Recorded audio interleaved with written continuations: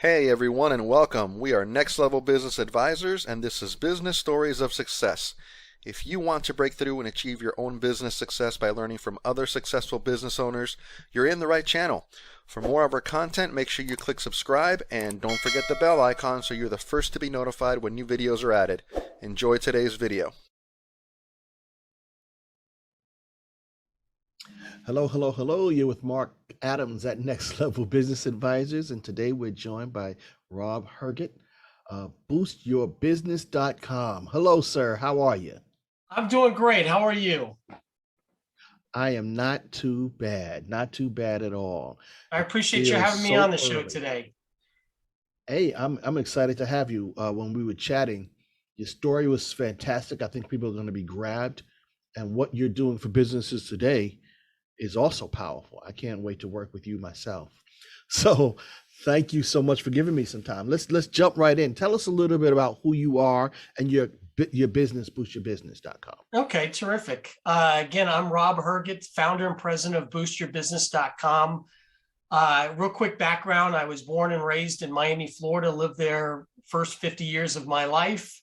Own an insurance business for about 25 years, sold that, and wanted to create a business that was more charitable and philanthropic, and started a business called monkeydough.com that was all about raising funds for schools and nonprofits and youth leagues, but in a way that benefited the consumer at the same time. So our mission statement with Monkey Dough was to support local merchants by incentivizing the consumer to support them, saving the consumer tons of money at their favorite merchants, all while raising money for local schools, nonprofits, and youth leagues all at the same time. So that was kind of my reinventing myself at age 50, actually. Sold the insurance business and decided I wanted to do something different. And where Boost Your Business came into play was one of our three prongs is to support local merchants. And so we've been developing some really powerful and unique technology and strategies to help local businesses. And we do it at a fraction of the cost of anything that might be comparable in the marketplace.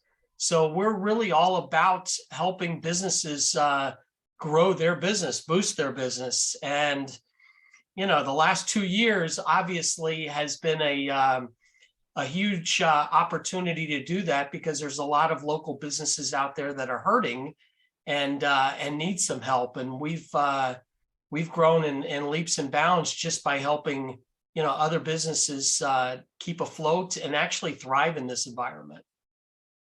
Love it, love it. So a couple things before we get into some other questions.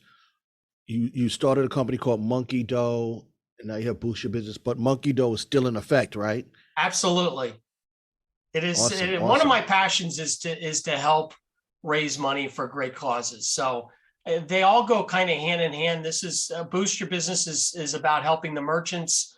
Monkey Dough is really about raising money for, schools, nonprofits, and youth leagues, but also saving consumers money. Monkey Dough is kind of a national discount club. We're all digital. So, you save money by going to your favorite merchant, you show them our phone app, and our average member saves anywhere between $3,000 and $7,000 a year at their favorite merchant. It's $59 a year to join. A huge portion of that goes to charity. And we give you a free 3 to 7 night stay of your choice at destinations all over the world and including the United States. So it's kind of a no-brainer actually to join Monkey Dough, but you're helping us to support great causes around the country at the same time. Beautiful, beautiful. Now you're gonna have people's ears perked up like, wait a minute, how can I find him? How can I find Rob Herget? So tell us, how can we find you? What's the best Well, way? Monkey Dough is monkey as in the animal, MONKEY, dough, DOUGH.com. And we also, one of the things that when COVID started, people were locked down and people who, most people like to get out and travel a little bit, whether it's international here in the States, and many of us couldn't do that. So we developed a unique travel program that's part of Monkey Dough, but we have actually, I made a decision a year ago to give that free of charge to anybody that wants to participate in that. So it's monkeydough.com /travel club. And you can join the travel club completely free of charge. And we're saving people, I've seen as much as 85% off, the very best rates on hotels all over the world. We were raising money. I worked with the a caddy organization from the PGA Tour, and we were doing a fundraiser in Charlotte. And I personally saved 65% off my hotel stay. I was in New Orleans a couple of years ago now, saved 45%, and that was about $250 a night discount from the best rate available anywhere else on the internet. So it's a great way to save money. It's our way of kind of supporting the community, saying thank you and helping people out, and they can join there. And then when they join Monkey Dough, they actually get a free trip. Their first trip is free. And I just saw one sent to somebody this morning, in fact, to Thailand. So 7 nights in Thailand for joining Monkey Dough, which is $59 a year. And there is no timeshare to sit through. There's no hoops to go through. The only thing you're responsible for was a room tax. And I think that was $28 a night for the room tax. That was all she ended up paying for it. Yeah, pretty cool program. Sounds like it. So you're almost like a digital inventor. It sounds like you come up with these different types of sites that will give value, and it's nice because it's philanthropic. Let me ask you this, because you have multiple businesses. I think when we chatted, you talked about at least. I mean, when we say businesses, different technologies, right? Vertical. Right. What is your role? What is your role in your business? I am the founder and president of all of the businesses. I think the last count, I think, was 15. We've launched a number of different programs, but I think 15 is the last number. It might be 16. I'm kind of the visionary. I put everything together. I've got a team that's out there creating the technology, and I've really built a team, and I'm always looking for good people. So if there's anybody listening on here that wants to be their own entrepreneur, but maybe doesn't have the investment to create their own company or technology, I'm always looking for good people who want to get out there and work with businesses. So I've built a team all over the country. They're out there basically working with businesses. It's their time, it's their investment. And all they're responsible for is bringing businesses on board, and they get paid a residual lifetime revenue for every business that they bring in. So it's kind of like their own business without all of the investment. But I've got people that are looking, I'm looking to help them make 6 figures in their first year in the business. So, and being lifetime residual, if they decided to say, hey, you know what, I want to take a 6-month vacation, they can do that and they're still making income. So Gotcha. I'm a true entrepreneur. I have a passion for entrepreneurship, and anything that I can do to create residual revenue for anybody, including nonprofits, that's the way I build my businesses. Wow. Okay. So let me ask you this question, because you said you're a serial entrepreneur. I know what that means for a lot of us. It's something that it's in our blood almost. How do you define success when you think about all the things that you're doing? Well, the first sign of success is whether you have passion for something. If it's all about just making $1 and you're miserable doing it, then to me that's not success.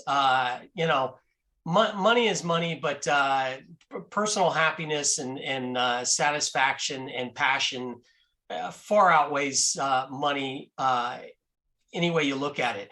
But I am one of those ones. I did a public affairs conference at a organization up in Illinois a couple of years ago about social entrepreneurship, and there's a lot of which involved nonprofits and so forth. And sometimes making money and in this environment, sometimes if you're very successful and you make a lot of money, you're stereotyped as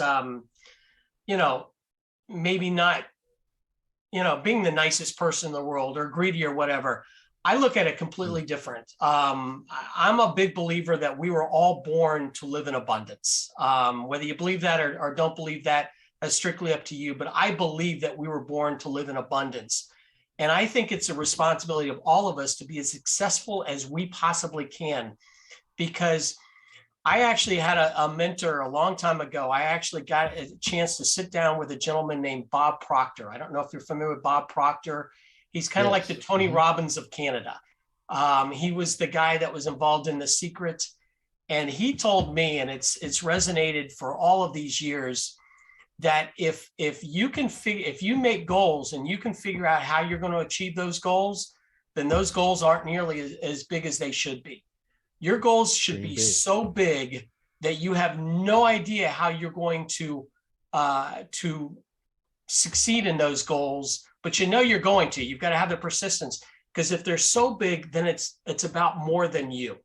If your goals are about, hey, I'm going to make this amount of money and I'm going to help this amount of people, and it's very structured and you know exactly how you're going to do it, it's all about you, the entrepreneur.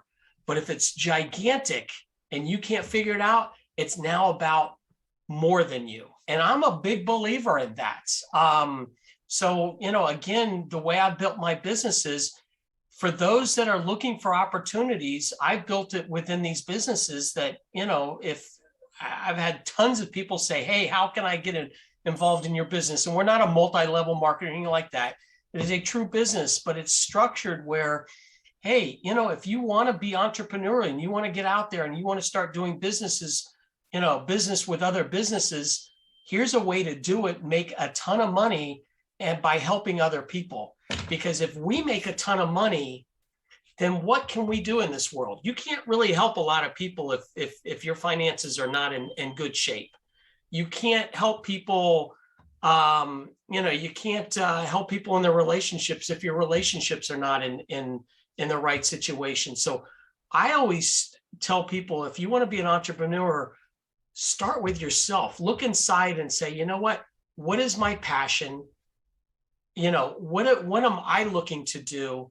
And make sure you're the type of person already that can help other people.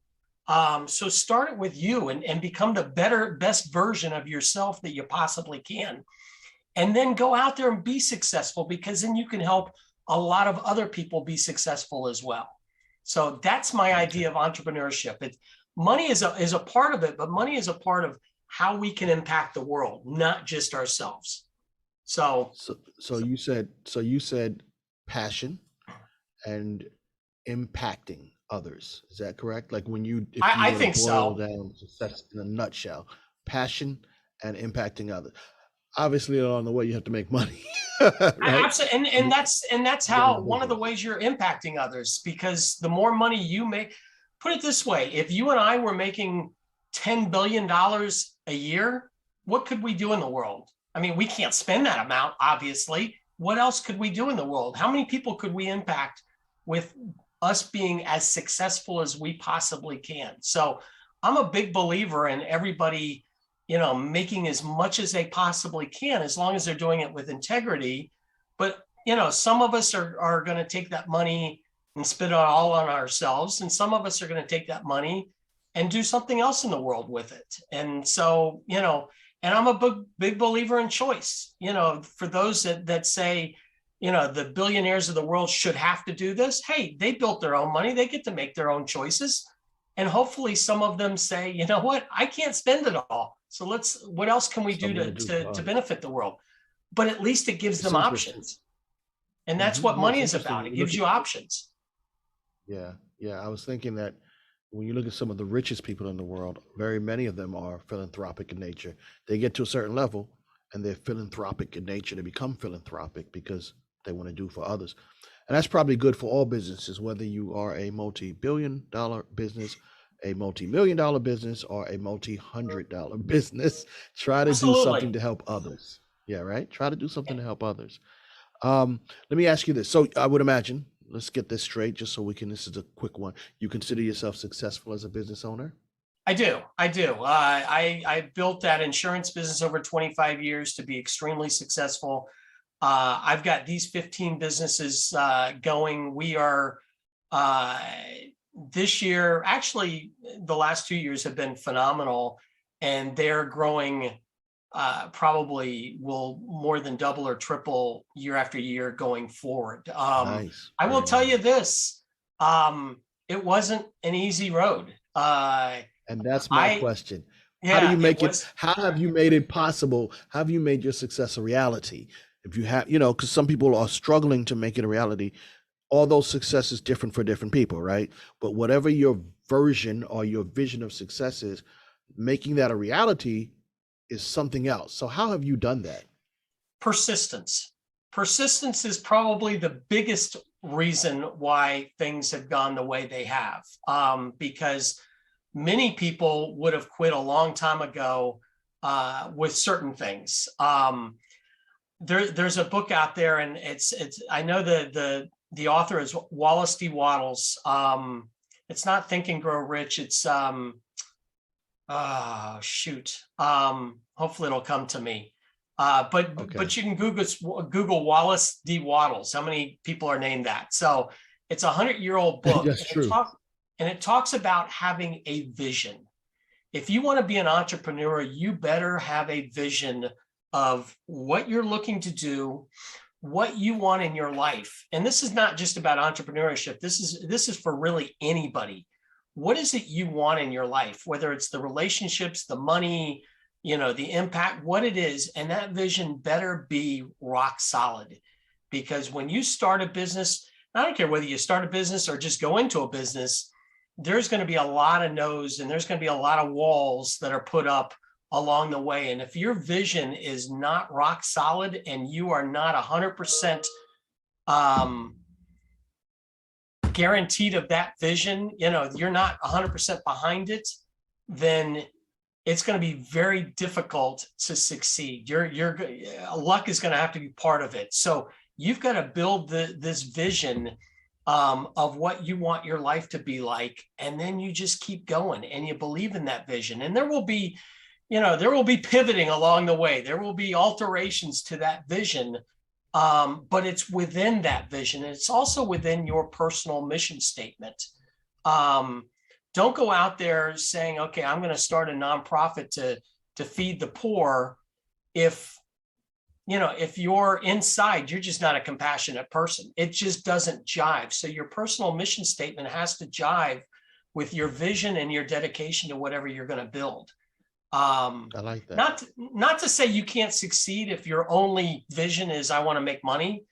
I'm not saying that, but you'll be much more successful and you'll be much happier if your vision, including I want to make money, but I want to do it with integrity. I want to do it with impacting other businesses or other consumers or the world in general, whatever it may be. It all goes hand in hand together. So persistence was probably the biggest thing. And I have a vision that I had from day one that I just have not backed down from. Not everybody's understood what I've been trying to do. And some have known that, hey, I've had a lot of mountains and valleys along the way, but I've been persistent, and there isn't a chance in the world that I was about to give up at any point in time. So to me, that's important, especially if there's children listening to this. Yeah. Persistence is the big one. It's you talk about entrepreneur, and I was very fortunate to be able to hire a gentleman who is called, his nickname is the entrepreneurial coach. His name is Dan Sullivan. He's out of Toronto, Canada. He coaches Tony Robbins. He coaches some of the biggest names out there. And I don't put myself in that category at all, but he is phenomenal. And one of his things that he talks about is the fact that many children of entrepreneurs don't become entrepreneurs. And you know why? Because many entrepreneurs, one, work too hard and beat themselves up. So it's not always enjoyable to be around entrepreneurs. And I can tell you this, I've met many entrepreneurs that I will say that is absolutely the case. So instead of beating you up, he talks about the horizon.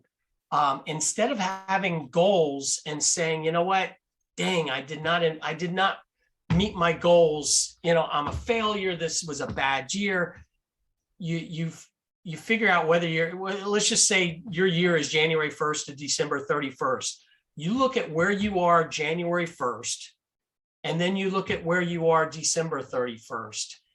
And as long as you have, and if you've worked and you put in the effort, then there's no chance that you haven't, made progress along the way. So it's like the horizon. You could look at the horizon and say, okay, I'm going to get there. I'm going to walk 6 hours and I'm going to get there. You're never going to get to the horizon. And again, going back to goals should be so big that you have no idea how you're going to meet them. Then you should always be making those goals bigger. So as you get closer to reaching those goals, you should increase them again. So you'll never hit the horizon. So you should always be a success every single day. As long as you make progress every single day, do what you need to do day by day, week by week, month by month. And at the end of the year, your progress would have gotten you from A to Z. It might not have been where you wanted it to, but again, with the lofty goals, you're never going to get there anyway. And as long as you keep increasing those goals, so you're always successful. So that's always resonated with me is forget about beating yourself up. Look at the progress and you'll always be successful. And that goes for anybody in life, in my opinion. I like that idea of not just measuring the goal, but looking at the progress toward the goal. I like that January to December outlook, right? Because you're right, it's not always easy and you might not hit what you shoot for. But if you can get closer and closer, you're doing pretty good. So you do need persistence. Let me ask you this question.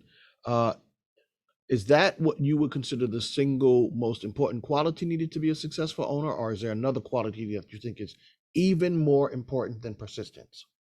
I think integrity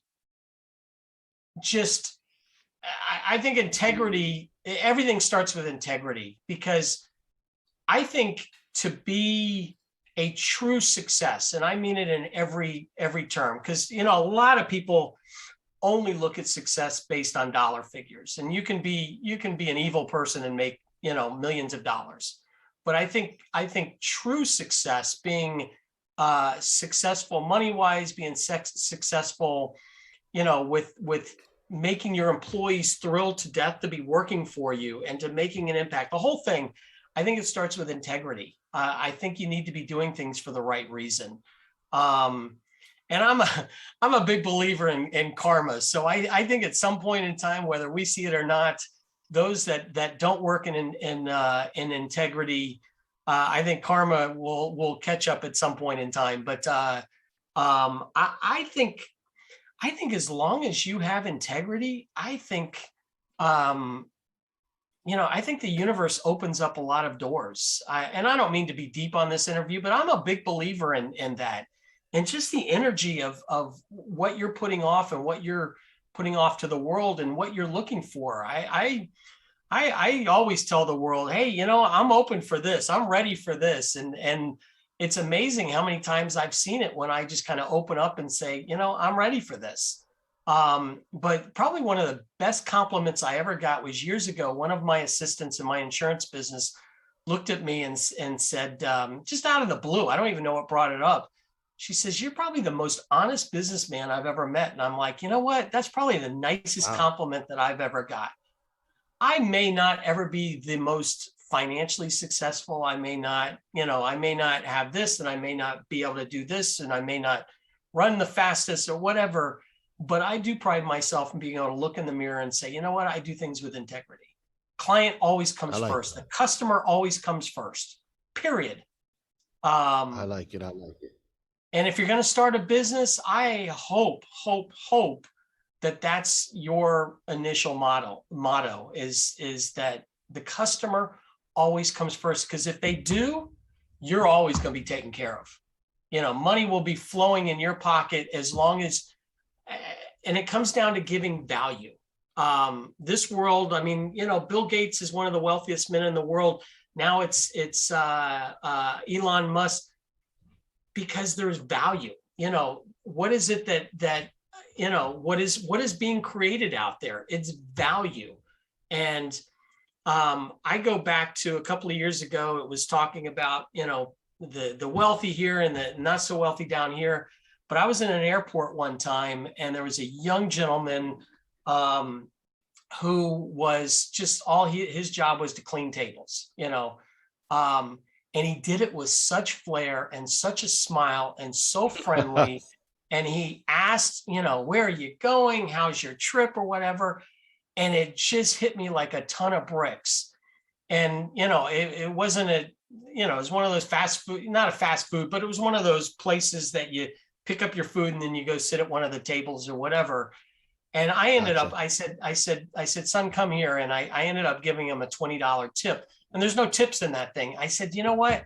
I'm doing this because you take such pride in what you do, and you come across and you're creating value.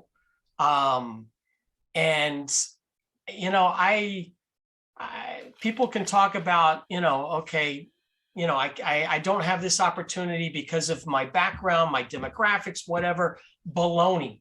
You go out there and create value, and you find what you're passionate about, and anybody can succeed. Male, female, religion, sexual orientation, race, whatever it is, you create value and you do it with integrity, and you have a passion about it. You can be successful, and don't let anybody tell you that you can't, because they're insulting your ability. And that is my true essence of entrepreneurship. You can see I'm passionate about that. I can see it. And right when you're saying it, I hear bells going off. Ding. So let me ask you one final question, if you don't mind. Sure. This one, you alluded to it earlier.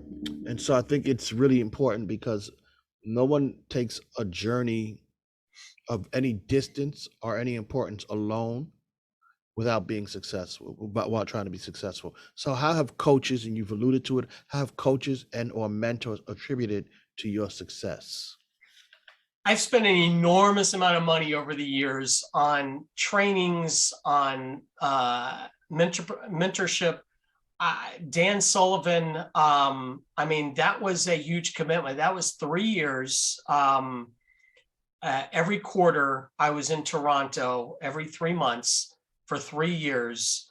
I think it was like a $15,000 a year investment for 4 studies, but it was a year long of doing this, that, and the other thing. Bob Proctor, who I, love listening to, but just kind of reading motivational books, all of it comes into play, because it turns you into somebody that you need to be. And one of the things that I said in my speech at the social entrepreneur was become the person that the people you want in your life will be attracted to. And it could be relationships, but it's also business or relationships. You've got to become that person. If your target client is Bill Gates, for argument's sake, you've got to become the person that he's going to want to do business with. If I want to do business with Marc Adams, I need to become the person that Marc Adams is going to be attracted to do business with. So if you're not where you want to be, people talk about fake it till you make it. I'm not as big a believer as fake it till you make it is. I think you just need to keep working towards those steps, whether it's reading things, whether it's learning things. One of the biggest issues with me was I went from a brick and mortar insurance business that was all about my 24 hours to creating online-based businesses that was all automated. Well, I thought I was great at marketing, but online marketing is a whole different animal than brick and mortar marketing. I know that for sure. Huge difference.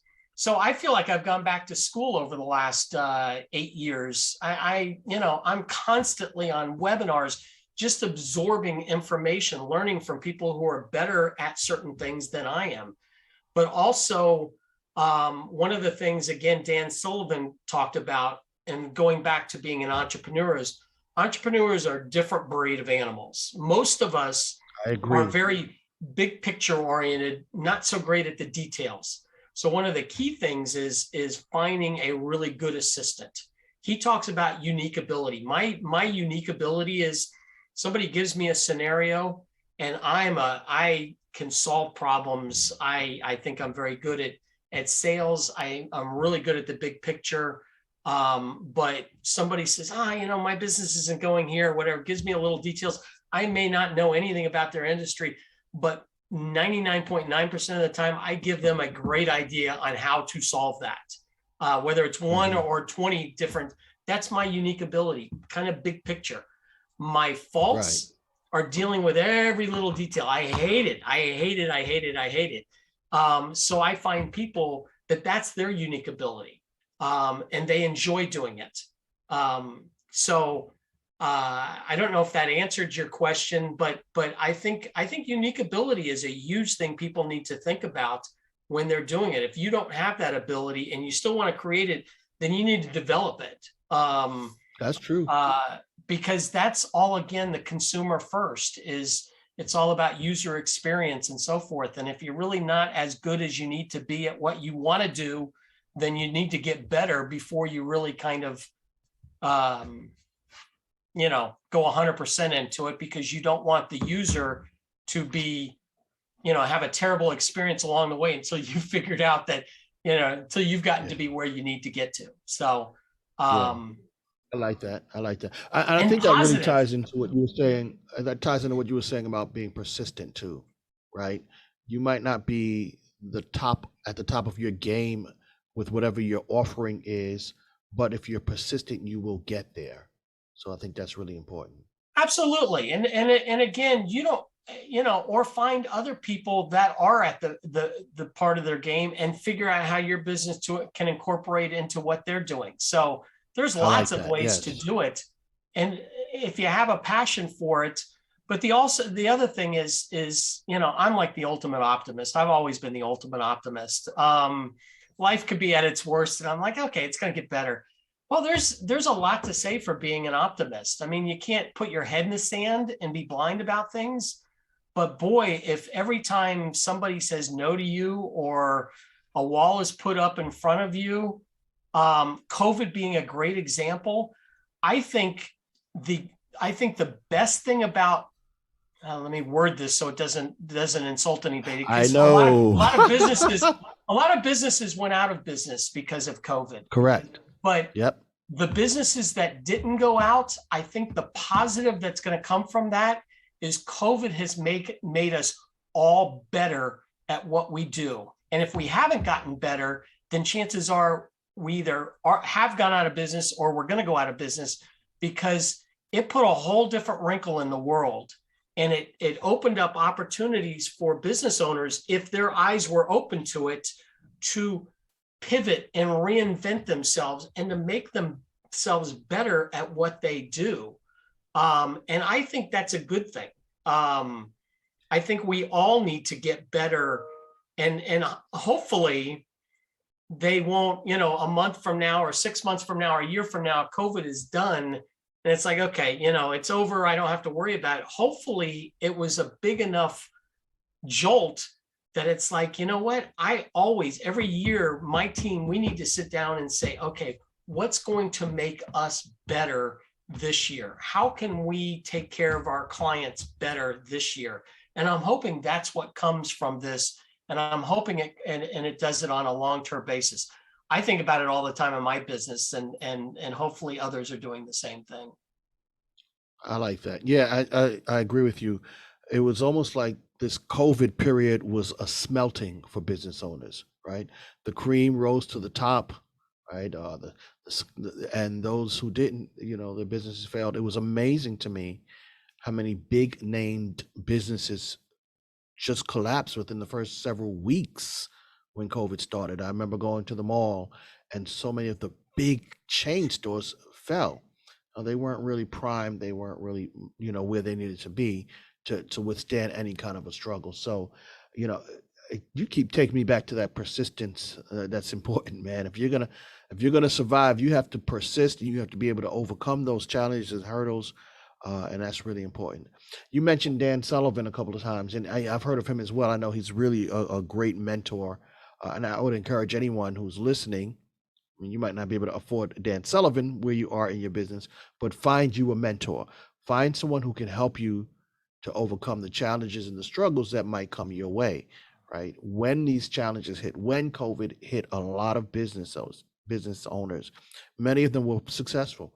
They learned to pivot, they learned to adjust, and the coaches and the advisors helped them along the way. I'll tell you, and I'm an advisor, but I was watching news and it was talking about the restaurants, and I was like, boy, I don't know how they're going to do it.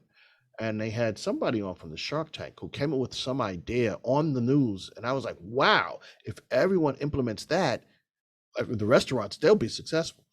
He's not even a restaurateur, but he's that advisor who's been through things and understood the value of pivoting. So find yourself someone who can help you in that regard. And and that's make a that's big actually difference. one of the big parts of what grew Boost Your Business, and it's Boost BOOSTUR business. So Boost Your Business, but it's UR in the And I middle. like your logo on the back behind it. I love Yeah, it. well, I appreciate that, and that's one of the areas that we actually grew and significantly helped restaurants. If you think about the majority of the restaurants that went out of business, it's because they had no idea who their customers were. They did not have something as simple as a customer list. Well, we created a pretty powerful and unique loyalty club. So all of a sudden we were gathering data for restaurants. Now they can keep themselves top of mind to the consumer out there, because we would use text and email and also messenger to, once a week send out, hey, we're having a great happy hour. We've got a special going on, or here's a coupon, or And that was critical. whatever it is. That was critical. Yeah. Yeah. It's huge. And it really does not have to be expensive to do things like that.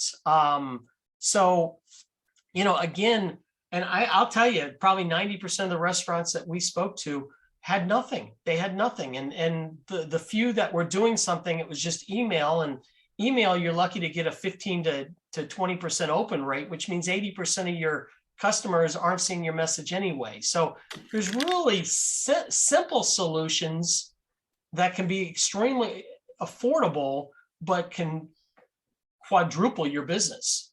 So, and I think the key is, a lot of times when and I always say the entrepreneur walks alone, right? So when you're alone and you have no one there, you wouldn't even know to look for someone to give them help like that, right? So that's really the key. Don't walk alone. You won't solve every problem alone. You have to partner with businesses. You have to partner with mentors and coaches, but other businesses who can help you along your journey. So that's awesome. That's awesome.